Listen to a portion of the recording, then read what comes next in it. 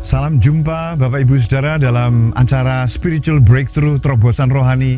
Saudara, saya ingin membagikan firman Tuhan tentang bagaimana Tuhan mendandani manusia yang rusak, manusia yang seharusnya dibuang dan yang menjadi sampah masyarakat, ditampung karena memang diserahkan kepada Tuhan dan dibuat sedemikian rupa sehingga menjadi bejana yang sangat mulia dan sangat berharga di mata Tuhan dan juga di mata manusia.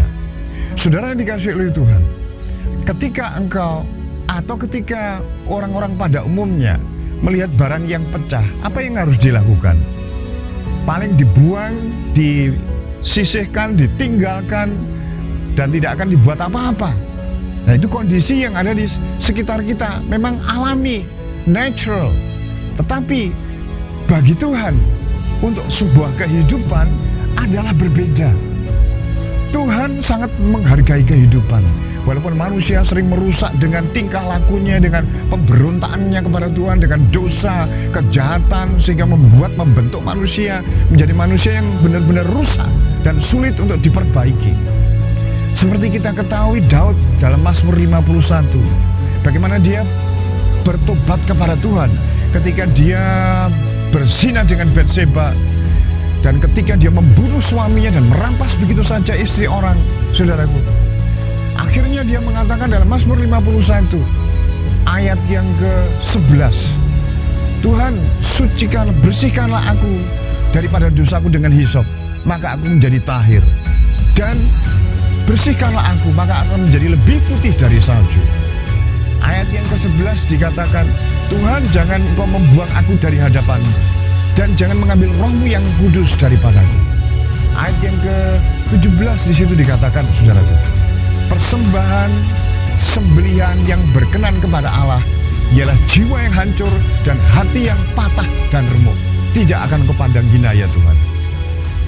Saudara, kita tahu bagaimana Daud hidupnya hancur karena dia melakukan sebuah pelanggaran yang sangat berat. Bahkan kita akhirnya melihat konsekuensinya, apa yang harus dia tanggung di dalam generasi kemudian. Kita lihat bagaimana kehidupan banyak kita anak-anak Tuhan yang diubahkan Tuhan, dibentuk Tuhan menjadi alat yang baik. Saya teringat kisahnya bagaimana Joyce Myers, saudaraku. Dia sebetulnya sudah hancur hidupnya karena dilecehkan secara seks oleh ayah kandungnya sendiri selama bertahun-tahun. Sehingga bagi dia tidak punya pilihan, lebih baik bunuh diri. Dan dia melihat masa depan itu sudah tidak ada apa-apanya lagi bagi dia. Semuanya gelap dan tidak ada pengharapan ke depan. Tetapi ketika dia menyerahkan dirinya kepada Tuhan, akhirnya dia membentuk barang yang sudah hancur ini, yang sudah remuk ini, saudara. Ditata menjadi bagian-bagian, menjadi bejana yang mulia dan indah.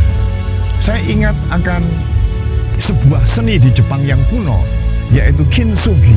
Kalau saya lihat, pada waktu saya lihat di Google itu kintsugi, bagaimana barang pecah belah, tanah liat atau keramik itu yang pecah, yang biasanya dibuang begitu saja, oleh mereka yang ada di Jepang itu ditata kembali, dibentuk kembali, sehingga menjadi bejana atau menjadi piring atau menjadi apa saja bentukan itu dengan lapisan perekat lem seperti emas, akhirnya membuat bejana yang sangat bagus seperti kita lihat di gambar ini, saudara.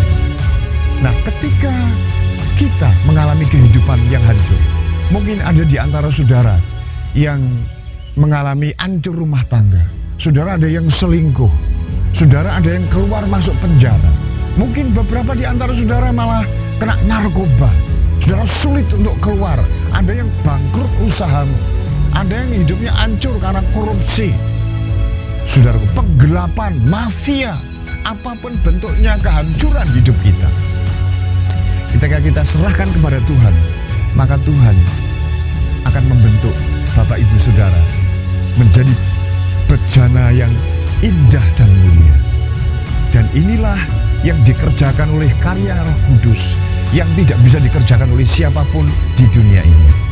Sebab itu Bapak Ibu Saudara, serahkan hidupmu kepada Tuhan, kehancuranmu, keremukanmu dalam hidupmu, maka Tuhan akan mendandani engkau menjadi bejana yang indah.